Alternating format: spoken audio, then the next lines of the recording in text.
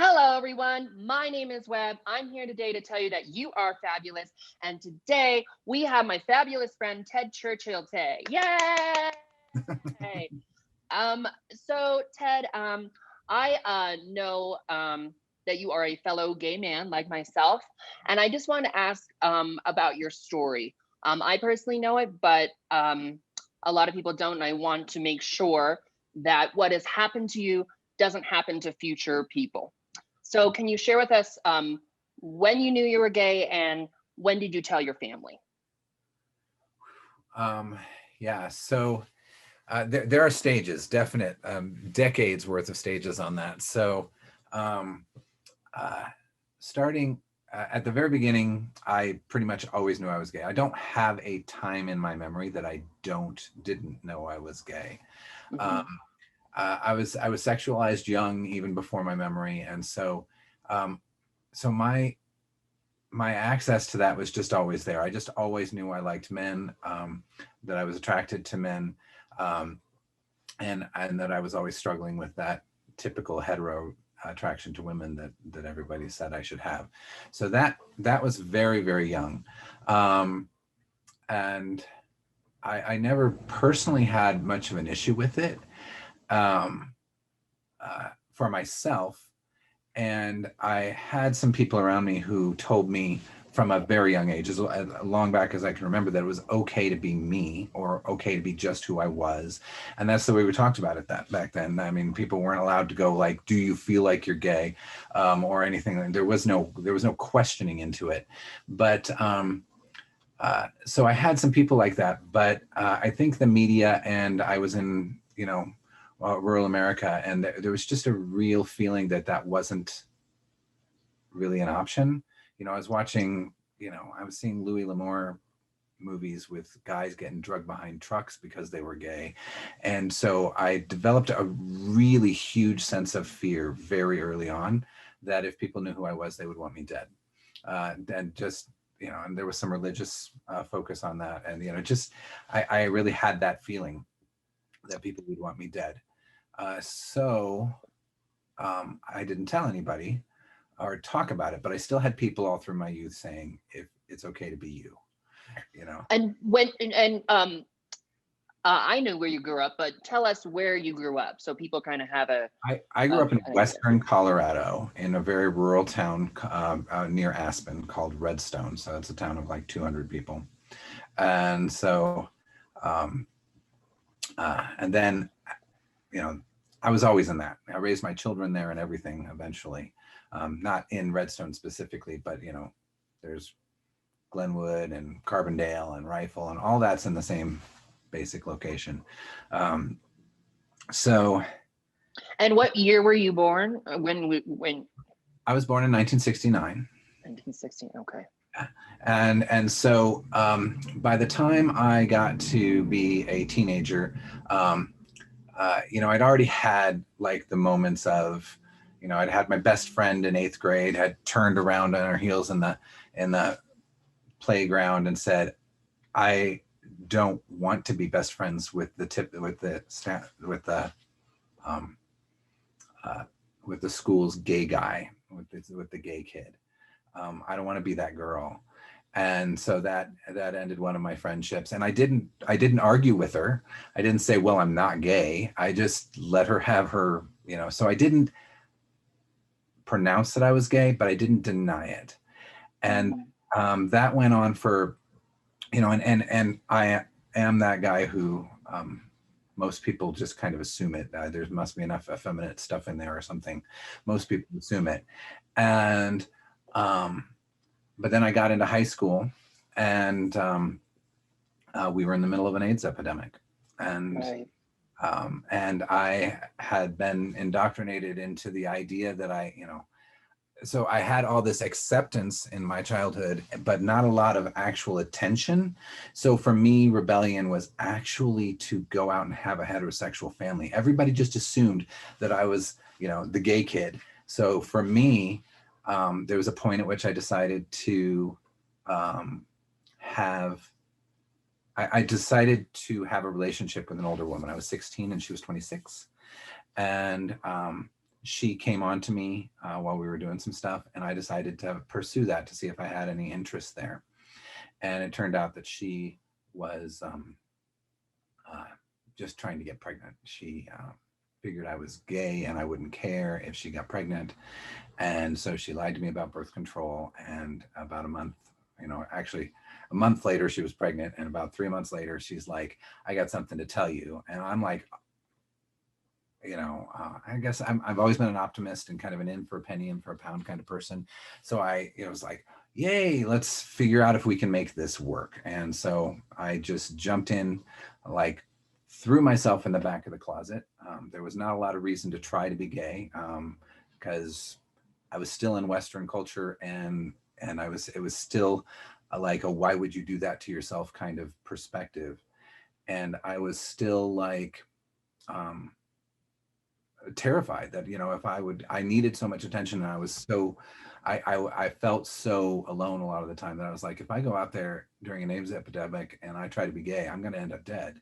So I just decided not to. And I had 4 kids by the time I was 22, all with the same woman. Yeah. And and this whole time she knew you were gay. She always knew I was gay. She always knew. Yeah, she always knew. She didn't anticipate. It took me about 18 months to work through that myself and go, I cried a lot about it and said, well, this isn't, this isn't the life I had intended, or what do I do with it? And I finally just was like, I can't leave my kid. So I have to make that work. And like I said, there were plenty of reasons in our society to choose the family, and what a blessing that was. I mean, I had my children were wonderful. I loved raising kids. There's an opportunity I might not have had, but ultimately, the number of people in my life who thought I was gay or talked about it or were engaged in that conversation it was nobody literally but my wife most of the time. Every once in a while through work or so there was no actual coming out, because there were times at work or in social situations where someone would talk to me about the fact that I was gay and married as a heterosexual man, and I had open discussions about that with some people, never openly, but I definitely had conversations where I got to discuss the fact that this was awkward for me and this was hard. And, so I'd run into a gay person or I actually had a person in the 90s who hated me so vehemently for lying about my sexuality that he started harassing me at work. And I had to go through this huge ordeal at work because he wouldn't admit to the fact that that was the reason he was harassing me. And he was just really slick and good. And it was a horrible situation for me because I'd walk around a corner and he'd start just lambasting me with insults. And it was a very awkward. And, May I ask where you worked, where this happened? I was working at Village Inn at the time. I was a manager at Village Inn, and that happened in my transition from like a server trainer capacity to the general manager, which took a couple of years. And that whole harassment thing happened when, I just had one of my subordinate managers just thought I was everything that was wrong with right. closeted men. And how long did he work there and harass you? Probably totally for about 5 years. Oh my God. In total, we ended up he took a transfer to a different position in a different store. So we never really got it resolved. They just got us separated. Because I eventually was just like, I'm really, really unsafe here. And right. So I was dealing with the consequences of all this the whole time. And, so we're homeschooling our kids and my kids are growing up and we're doing the whole, nuclear family thing. I was working 2 jobs most of the time. And and the kids grew up well, and we were well respected in the community, and very well respected. We all knew you. I mean, you guys were the dancing family. I mean, and you helped your kids out so much with all the lights and the and the Yeah. dancers dancing, and it was huge. It was. But gradually that became really hard. I mean, my ex-wife had put herself in a terrible position. So what does she do with that? I was being faithful and I wasn't cheating on her, but she didn't ever feel like she was my everything because she never was. And so, you know, and I did at some point try to figure out how to learn how to love a woman. I was like, well, this marriage isn't working. And, you know, by the time she got kind of better, I was like, maybe I should just figure out how to love a woman effectively. And I put a lot of effort into that, but it doesn't change the fact that it wasn't like that. I mean, we were good friends, but it wasn't a good marriage. And And did you get married after your first child was born, or when did you get married? yeah, after the first kid. Absolutely. I mean, as soon as I decided I was going to do that, we got married. So I was 18. We got married literally maybe 2 weeks after I graduated from high school. No, And 2 weeks before I graduated from high school. And your family, your parents, did they know you were gay? Did they? My mom and dad always assumed I was gay. They never ever once spoke to me about it or brought any comfort with that. I mean, I've had a conversation since where you know, now that my mom knows I'm gay, she's like, well, we were around gay people and I just assumed that you understood what was going on. And of course I was 12 years old at the time and I didn't get it at all. So it was just, there wasn't any, the era wasn't one where anybody was willing to talk about it. And she tried for some exposure when I was young, but it wasn't enough to make me feel comfortable because most of my exposure was the opposite direction, was that there was something wrong with me and I needed to fix it. So, yeah, so eventually I think over time, my kids obviously figured it out. They knew, I'm sure that, but it was never an actual conversation. It was never like, there was never a conversation within my family with my kids where it was like there was some compassion or some understanding or some, you know, ultimately even by the time my kids were teenagers, you know, they started using euphemisms like that's so gay. Then the conversation happened at that point when my kids were starting to get older and graduate from high school and were a voting age. We were actually voting in Colorado on gay marriage. And so I watched my entire family vote against gay marriage while I was in the house and I was their dad, and they knew what was going on with me. And so, but we didn't talk about it. It was just that, you know, over time, the bitterness of what my wife had done to herself just kind of, it eased into the children. And she, you know, she had forced, long before that, she'd forced them to choose sides because she was insecure and unsafe in that situation. And she was, I mean, that's real. But for me, I was, you know, probably exponentially more unsafe in that situation. And we didn't ever discuss that. It wasn't an option. Right. So here I am just closeted with nobody to talk to about it. And over time, the way that worked was that I just didn't get to have any friends anymore. I tried and we'd always get into a situation. I mean, I had one very good friend who knew everything about me and the situation that I was in, and we started dating as couples because he was actually a little homophobic, and but he was interested in learning, and I didn't know what to teach him, but he didn't want to judge me that way. And eventually our wives got in an argument and we weren't allowed to speak anymore. And that's usually the way those kinds of things ended, is that, you know, if I tried to seek knowledge or understanding or support outside my marriage, she just destroyed the relationships. I mean, I don't know that she did that on purpose, but that was the end result. And so what year was it when we all voted on gay marriage? Do you remember? I cannot remember that. Okay. I don't know. And did you vote for it? Yes, but I didn't. Did they know that? No, I wasn't, you know, I wasn't in a position where I could have said that. Right. And did you grow up? Did you all go to church growing up? Did you take them to church, you and your wife? So I was limited on church. I did choose to I wanted my kids to have some of that community understanding. So we went to the Methodist church. Now, of course, there was a point at which the Methodist minister said, "Your family is so involved in our church, and we really need you to be vested here." And he took me in for a private conversation and said, "I need your family to." What is the word? He wanted me to, do the vows or to do that, to join the church. Right. And he really wanted me to join the church. And I told my pastor at that point, I was like, "I'm a gay man. I cannot join your church. Just wouldn't be appropriate. I'm not going to do that."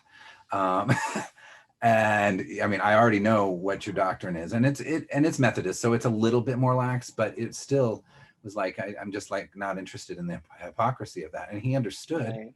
So there were lots of moments like that where I was honest with people Honest. in my life, and there were plenty of people who knew what was going on.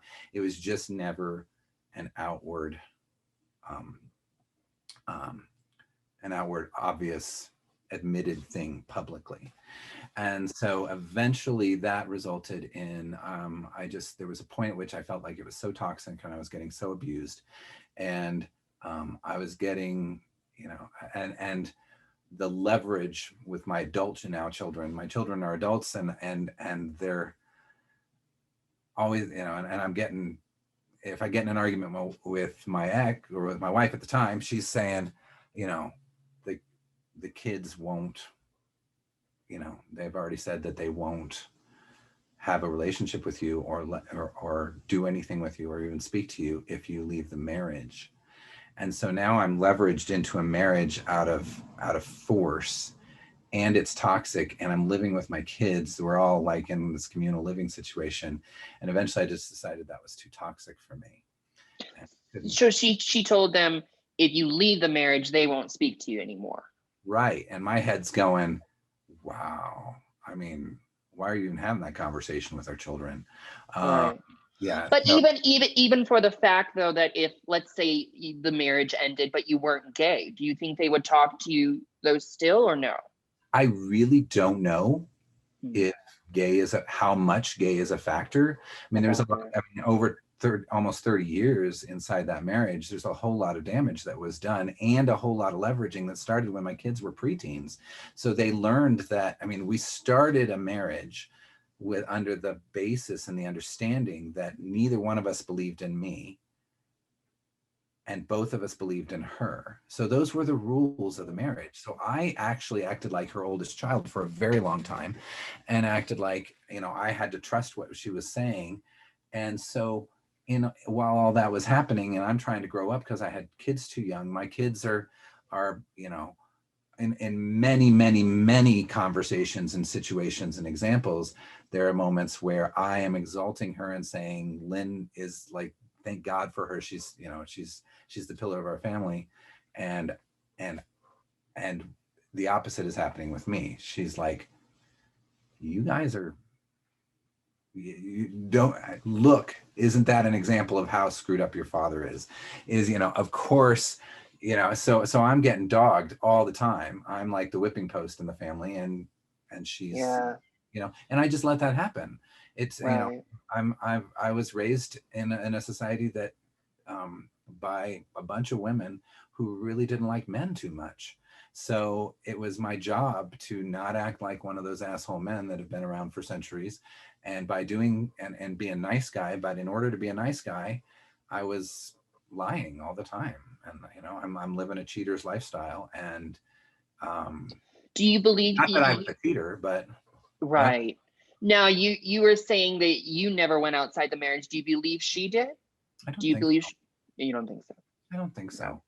I don't think it wasn't. We had made, maybe we made the sexual thing work. I mean, I for a long time that was the case, but then there came a point towards the end of our marriage where she was like,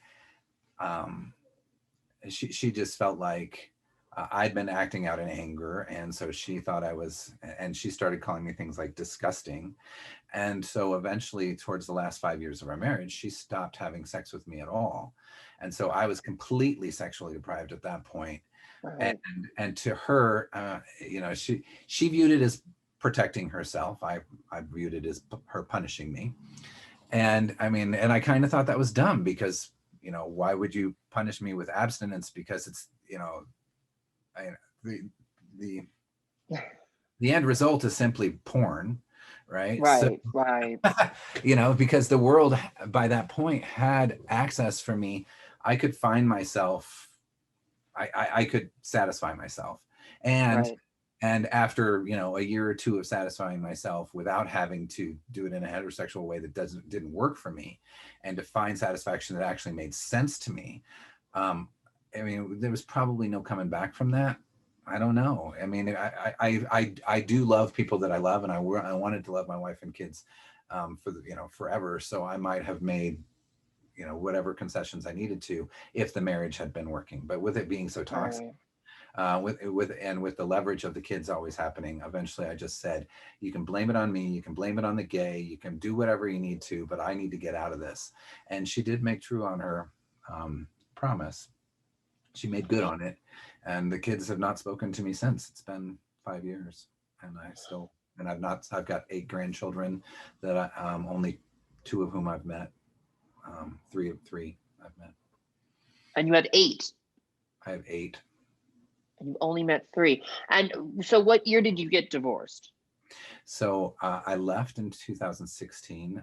The divorce was finally final. I was kind of separating to see if I did the separation thing first. And so we were separated for a little while, but it was clear after even 6 months that we weren't going to move forward. She needed insurance, so I stayed married for a little while longer after that as well. And then we finally got divorced officially in 2018. Okay. But Okay. I was in a relationship, so I'd never allowed myself, except for prior to getting married, I'd had a couple of relationships with men, and so I had that experience. From And 970. Prior to getting married, I'd had a couple of experiences, but after I never had any experiences during the marriage. So, but I was in a relationship by about 6 months after the separation. And that with Justin? That was with Justin. Okay. And how did we meet Justin? Oh, I met Justin when I went out dancing. So I had some guys. I was looking for support on the western slope of Colorado, and there isn't really a lot of gay support on the western Oh slope. boy, not at all. And so I was No. pointed to inclusive churches, which didn't really work for me because I wasn't really interested in the religious aspect of it. So the only thing I could find on the western slope of Colorado for support was kind of a spiritual support group, or so to speak, called Mankind Project. Then there was a group of 6 guys meeting in Grand Junction who do what's called men's work. And that's a type of work out of the 80s that helps men handle their own emotional immaturity and stress, and learn how to have effective relationships by through kind of some Jungian archetypal stuff. So it's a little spiritual, it's a little self-help, it's a little and so that group was meeting, and those men, there were a couple of gay guys in that group, and I got them to agree to take me out dancing in Denver. I was terribly afraid of Denver. At that point, I'd never driven in a city. Oh wow. Yeah, I'd never driven in a city in my life. I leaned into my fears a whole lot while I was married, and kind of had to. So I held on to a lot of the limitations that I felt like I had. One is that I'm not a very good driver because I can't track the traffic very well. And so it scared me to drive in a city, and certainly scared me to drive in a city with my kids. So I didn't. And so anyway, I had never been in a city by myself. So I got somebody to get me these gay guys to get me in a car and take me to a gay club in Denver. One night, I was like, well, if I can just get there, I'll know what that's like. And I wanted just to experience what a club was like. And I got lucky. Justin was also from a very rural environment up in Wyoming and northern Colorado, but he was in town that night, and we met at the club and danced and talked, and then dated long distance for about a year. And in that process, so I really haven't come out yet. I mean, I've gone through a couple of years of separation and tough stuff at home in my little rural town, but I haven't really told, I was out at work, but I hadn't really told my town what was happening. And eventually, so I got together with Justin, and, you know, a little less than a year later, we decided to move in, to buy a house in Denver and move in together. And when I did that, I left town, and, you know, I'm just that we were very, very well-known, well-connected family in town. Just everybody knew us. And Yeah. I have these 1,000 friends on Facebook, and I left town, and I had dead silence for 2 years. Nobody said a thing. Whoa. No, yeah. And then I just nothing at all. You know, I've got silence for my kids. Nobody's talking to me, and it's absolute flat out silence from my town that I just left. Nobody mentioned anything. Nobody said anything to me. I mean, look at me. Maybe that's because there isn't a single person I've ever come out to that said, "Really, you're gay?" Nobody says that to me. Nobody does that. Everybody's always got the question in their head.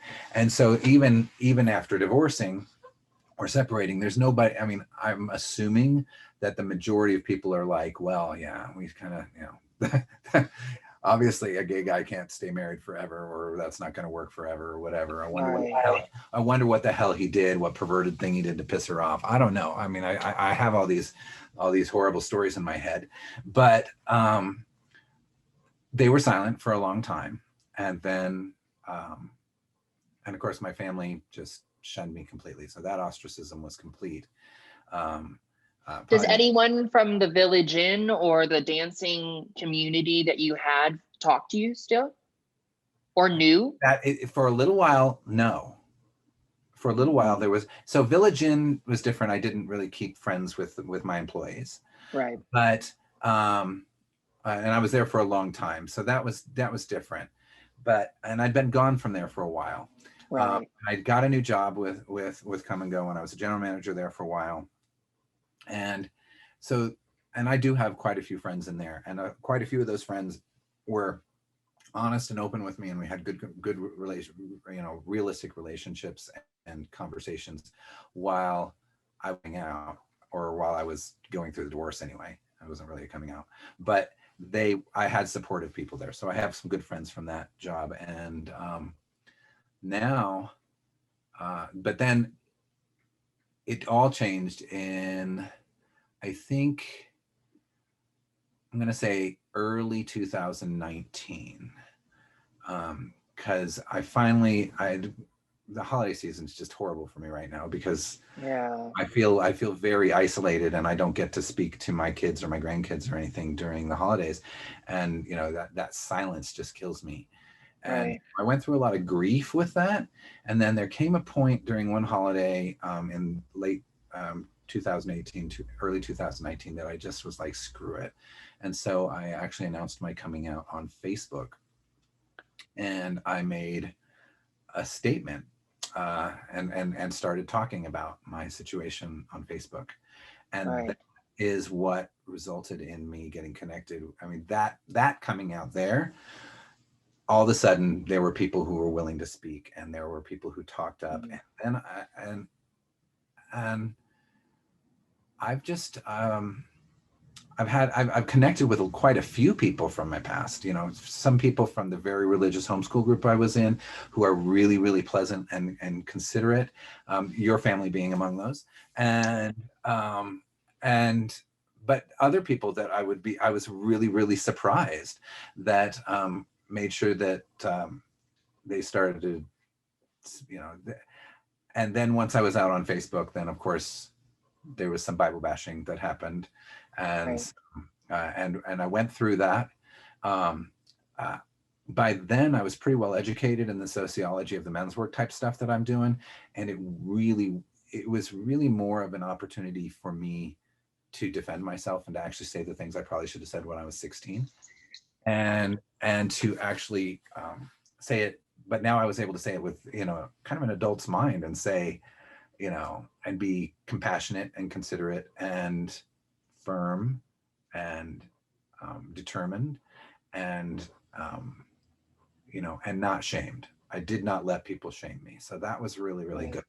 And this is a different era to come out. So it's a little easier not to accept the shame in today's world. And so that was better. So my public coming out really didn't happen until early 2019. The rest of it was all kind of effusive, like leaking out sideways kinds of things that happened over years and years and years. And that was pretty damaging to have it happen in that way. But but I met Justin and we got here, and that has been really lovely. I was really lucky once I met Justin, because he's got a family that, so they are Pentecostal ranchers. His previous family, and so his father and mother actually so they defended him and supported him and accepted him as he is, inside of a Pentecostal situation, and they altered their religious beliefs for him. Wow. That's a big deal in this community. So and that allowed me in the last few years to have a real sense of family and support, to actually meet Justin and meet his family and have them respond to me by saying, thank God you showed up for Justin in his life, and thank God he's got somebody that he can trust who takes care of him and that he can take care of, and to be accepted as his partner in his family is really, really awesome. I mean, Yeah. not likely to happen in our family, in my family, I guess, but So right now, so I'm guessing you have tried to reach out to every single one of your kids, call them, text them, email them, and they don't respond. Zero response. Yeah, nothing. None of them, all four of them.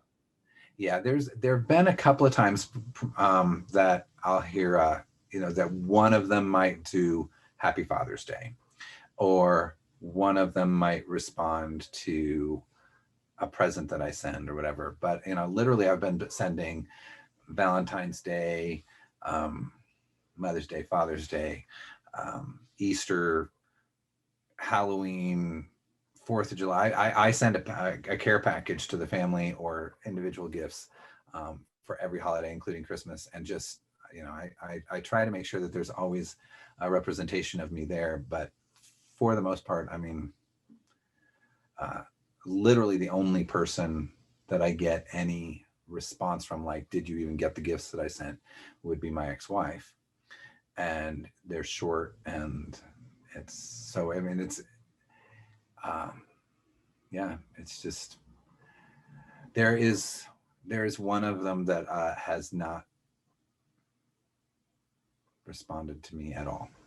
So At all. One of the children. Yeah, one of the kids who has not ever put a response into anything. So oh my God. Yeah, but generally, I mean, I'm lucky if I get, for example, I just found out that my 7th grandchild was born in June, and I found out on Thanksgiving Day. Wow. And what, another one was supposed to be born just recently, and I sent a text off probably a couple weeks ago, said, are they born? Are they healthy? How's mom? How's the baby? And it was like nothing. I mean, it's just like sending it off into the void. Oh my God. Ted, I'm so sorry. Oh boy. What do you believe the family is telling the grandkids that you have never met? Do they know who you are? Um, yeah, I mean, there was one, probably the best moment I had was probably, uh, I think it was a couple years ago. My oldest grandchild, who I know best, um, actually still remembered me, and they let me give her birthday present, Mhm. which was pretty cool a couple years ago. So just her dad and my granddaughter and my ex-wife showed up and let me exchange presents with her for her birthday. Oh, wow. But that's the only interaction, and nothing came from that, and it didn't happen again. Um, but where was the question? So The question was, do the grandkids you haven't met know who you yeah, are, or what are they telling them? she's Do the they only. believe? Yeah, Okay. I don't know what they're telling them because we're not Okay. speaking. I have no idea if this is a religious thing. There was a point right after when I was separated and that I tried to go to a lawyer and figure out if I had any grandparent rights. Oh. And apparently that really pissed off my kids that I should ask for grandparent rights because I'd already been told that they were never going to speak to me again. So I tried to see if I had any rights to force that issue, and there's no such thing as grandparent rights.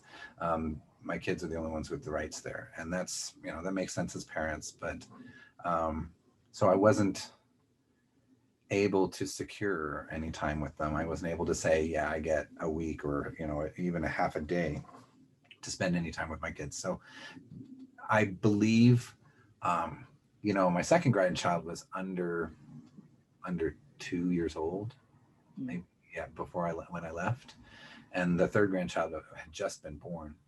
So those two don't know me, and actually, my second grandchild, the second oldest, I saw him not too long ago, maybe 16 months ago.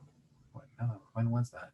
Yeah, that would have been about 16 months ago when I finally sold my house that was over there, and one of my kids was driving by doing something with the trash, and I can't remember why he parked, but he didn't stop me from looking in the windows of the car. And I looked at my second oldest grandchild, and he was afraid of me. So, I was just a stranger coming up to the car. Uh, oh my God. Yeah. So, I mean, he wasn't afraid of me like he knew who I was, and he knew to be afraid of me. He just didn't know. He didn't He have the. didn't know, right? And You're a I don't stranger. know. My oldest grandchild is about to turn 8, and I don't know if she'll remember me or not, or if she still does, because it's been a couple of years. So since I've even seen her. So do you believe, let's say, because 8 grandchildren, and then there's all of you, the adults. If one of them ended up being gay as well, do you think they'd treat them the same way? Well, it's really a hard. Um, that's a hard call. I mean, Yeah. so here, I mean, in terms of lessons, I literally raised my children in a closeted situation. So, and with a woman who chose to make me the bad guy because I was gay and upset. And so, and in that heteronormative world, I taught my children that the idea of a gay guy forcing himself to be straight is an acceptable option. And by the time I left, both of my boys and one of my girls was already married. So if there's a gay person in that group, they're already married. I had set the wrong example. I mean, I did almost worse to my children than was done to me, because what was done to me is that there was just no information. There was nobody Right. to feel comfortable, and I was in an era where socially, left to the social devices, it seemed appropriate to hide. But I actually told my children through my actions that who I am is wrong and it needs to be fixed, and that it's Mm. acceptable to do to closet myself in order to make a hetero relationship work. So if I've done that to one of my kids already, if they're already married because I set that example, then boy, that's a mess, right? And and because of the way there's so much tension in this, I've created a situation where if somebody gay shows up in that family, they have, if my kids were to admit or give any validity to the idea that what my wife did to me originally was wrong, I would have to change everything. Their whole vision of their mom would be destroyed, right? To the idea that she took a 16-year-old gay kid and kind of screwed up his whole world is, and that it was a very unkind and very selfish act. And for them to have to look at her in that light screws up their relationship with their mom, but also screws up everything that they're doing right now. I mean, they're living in a different environment, and I created that environment for them. So I don't know what could happen for their kids, but it would seem to me that they wouldn't encourage their children in a situation like that. Because if they encourage their children, if they're open and honest with their kids in that situation, then suddenly what they've done to me is going to look really bad. Right. So do you believe that your ex-wife is not only controlling in you, but the kids as well? So their decisions on who they marry, on how many the kids they have, on, Parents, I mean, as parents, we all are involved in our children's relationships, whether we like it or not. Right. We control things, and we start controlling them when they're tiny, when they're 5. We start controlling their choices, and we create things. I mean, that's what I do for a living now that I'm on the other side of this, and I've done all the studies, and I've gotten my coaching degrees and or certifications, all this. I mean, all of our relationships in current life relate to our first 2 relationships with our parents, whether they were good or not. And there's a lot that it's impossible to separate our relationship with our spouse or partner completely from our relationship with our parents. There's always going to be similarities. So yes, do I think, controlling can be imposed, but it has to be accepted. Right. So it's hard for me to say that my ex-wife is controlling adult children, and my children do totally feel like they have their own choice, and that their choice, I mean, they've told me, they've said out loud that I don't believe in gay. I don't believe that you did right by us. These are things that they've said to me as adults. And so these are, even if they were once their mother's perspectives, they're not hers anymore. They're theirs. Right. So, so that's, and it's a hard thing to say as to how much of that comes from her, how much comes from the area, so how much of it comes from the era, how much we are all a product of our environments. So, and you're a life coach now, correct? Yeah, I'm a 4 Gateways certified coach, which is basically Jungian archetypal psychology used to help people learn about themselves and their relationships and how to better manage interpersonal relations that are actually compassionate, supportive, and mature. You go, Ted. You go. And so now on this western side of Colorado, because you said there is not much support around here, and there isn't. Believe me, I'm living it right now. I still live in Glenwood Springs, Colorado. But there's a couple of things. So had you ever heard of Aspen Out? That group of men in Yes. Okay. But only once I actually was separated. Because I didn't allow myself any connection with that. It would have been very dangerous for me inside my marriage to explore my sexuality. That would not have turned out well. And I knew that, so I didn't. And so when I finally did start allowing myself to explore my sexuality, I found Aspen Out fairly quickly because, like I said, I looked for some support groups, and Aspen Out is the closest one there.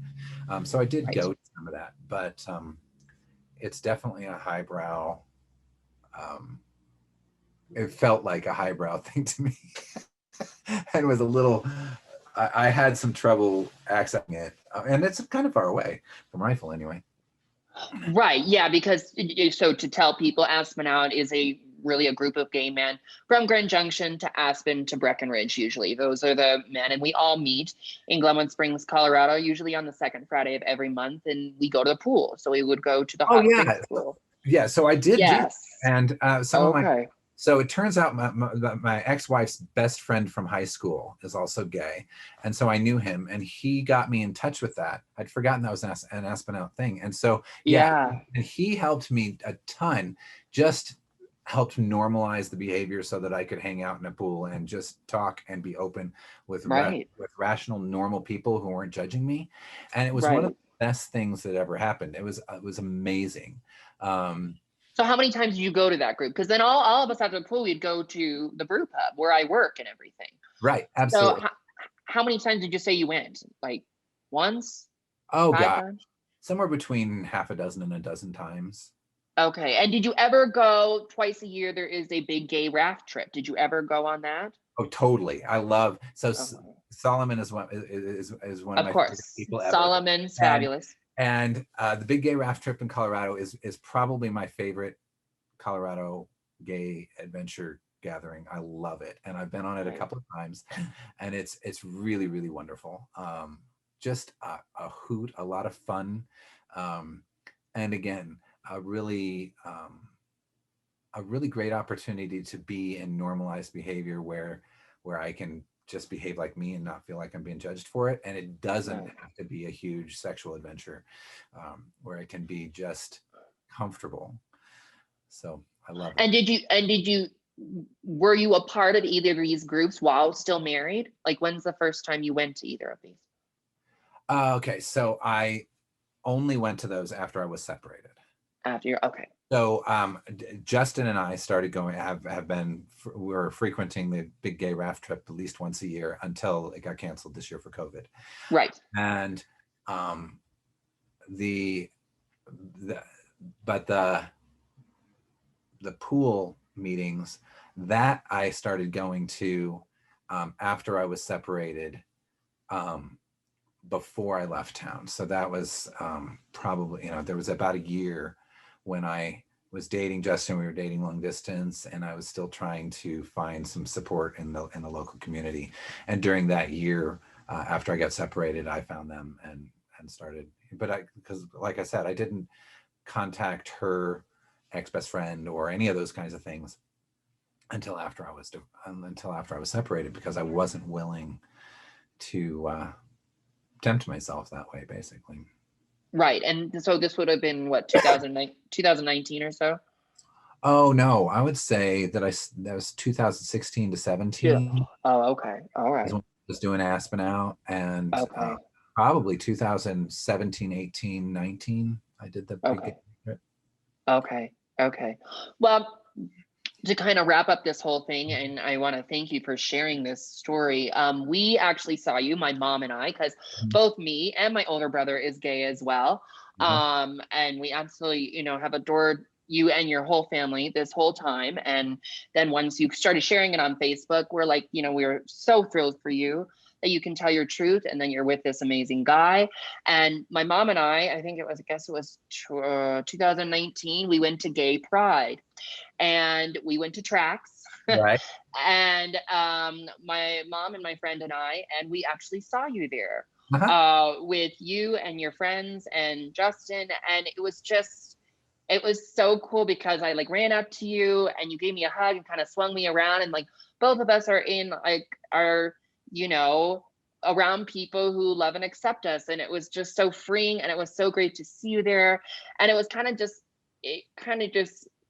to go from how we met you to then there, it was just like bookends almost. It was like, no, this is him. This is how it should be. And it was a beautiful time that night. And I'm so glad we saw you there. And we could both be ourselves, and it was just perfect, you know, Kind because yeah. that kind of brings up another piece. I also saw you at Pride in Carbondale, which was lovely. Right. Oh, they did a great job. That was and what that Pride arranged by students, that was just a really amazing thing for our rural Oh Colorado. yeah. Oh yeah. But yeah, something else came up for me while you were talking there, and I just thought I'd mention it. It's because I actually watched, see, now your older brother and my youngest daughter dated him Correct. Right. way back when they were probably 12. Right. Oh And yeah.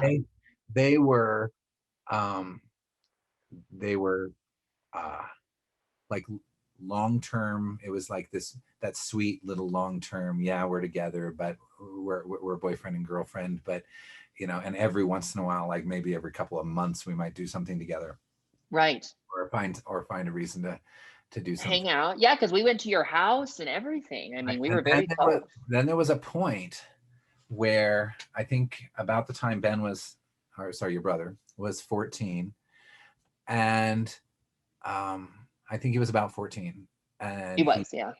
he told my daughter that he couldn't date her anymore because she was gay.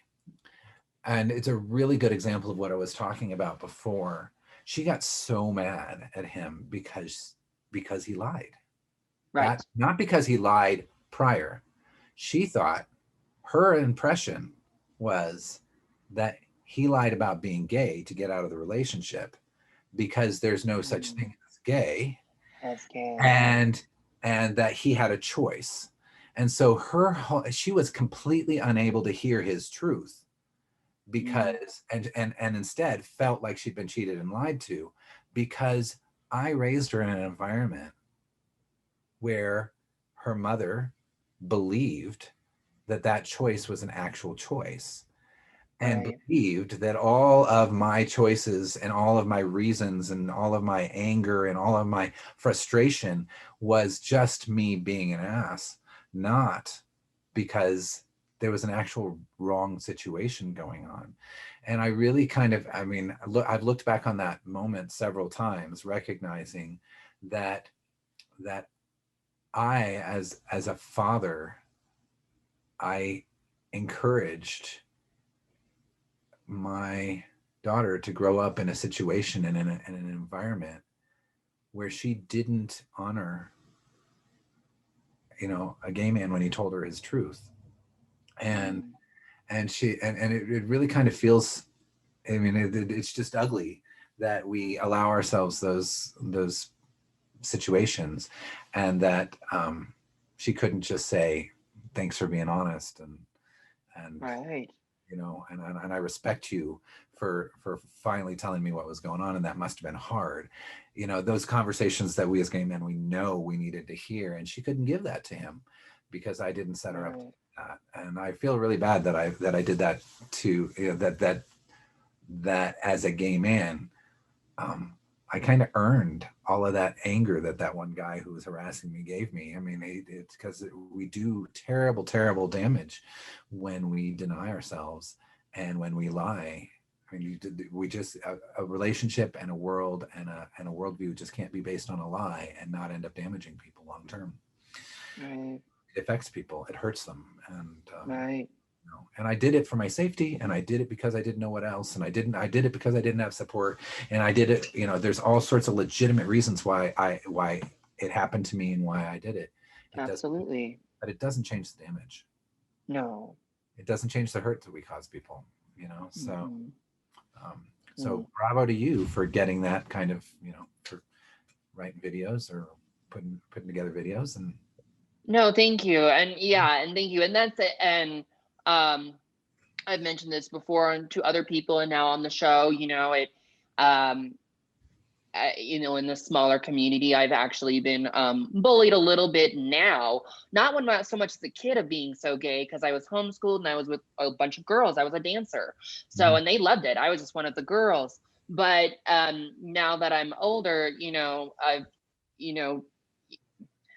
other people that I work with, such in real estate or even at Aspen Out. Some of them have said, you know, you're too gay. Why do you act the way you do? I don't like the way you wear heels. I don't like, you know. And so, you know, the way to kind of just, my friend Timo and I was like, well, let's start a show and you can wear heels and do whatever you want and show people. And, you know, it's a way kind of to stand up for yourself. And so far it's worked. And we've tried, and, you know, I've gotten a lot of really nice feedback, especially from my friends in California. I mean, total liberal place, but they totally get why I'm doing this and why, you know, it's really important to show and be yourself and everything. And so thank you for that compliment. It's very sweet of you. And thank you so much for doing this. This is huge that you're telling this story, because this is not the only time this has happened. This goes hand in hand with parents, you know, making their gay kids move out when they're very young and not speaking them with anymore. We need to keep telling this story and these conversations, or else it's never going to get better. I got to tell you, since you're talking about the heels, it really, really made me happy and made me smile when I saw you wearing heels. Because for me, one of my personal indulgences, now I don't want to wear heels, but well, maybe if I could pull it off, but in terms of just indulgences, you know, men in heels is a completely different visual experience than women in heels. And I just absolutely love it. The dancing videos of men in heels just make me happy. Oh, they're fabulous. In ways that that you probably understand. But, you know, it's just ridiculous. And to see that supported and that particular form of gender bending pulled out, it makes me very happy. So. Oh, thank you. Yeah, no, we're so getting there. I mean, Harry Styles, even from One Direction, is wearing dresses. You know, it's huge now. So, you know, we're getting there. We're really making progress, and we are. And I think we're kind of wrapped up for today. But thank you so much for coming on here and telling this story. I really, really, really appreciate it. Yeah. This is huge. It will help people. Keep telling it. You know, keep going for it, because this is It will be better for the next generations, and easier for the next, and easier for the next. So it's, Bravo to you for getting out there and using your voice. And bravo to you, Ted. And for encouraging me to use mine. Thank you. Awesome. So as always, everybody, of course, Ted, thank you for coming on the show today. You're absolutely amazing. We really appreciate it. And as always, please subscribe to my YouTube channel. Turn on those bell notifications to get reminders about new videos. Please like, comment, and share this video, and follow me on Twitter, Instagram, and Facebook. Thank you so much for being here today. My pleasure. Have a good day. See you later.